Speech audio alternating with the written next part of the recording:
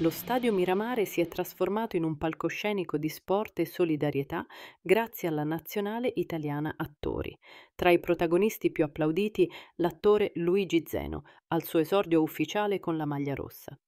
Il pubblico ha risposto con entusiasmo, gremendo gli spalti e partecipando a una vera festa di comunità.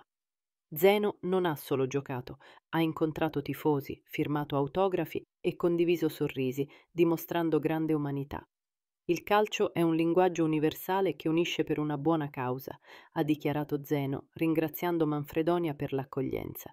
La Nazionale Attori, attiva dal 1971, conferma il suo impegno, trasformare ogni partita in un gesto concreto di solidarietà. Con Zeno in squadra, il messaggio è ancora più forte.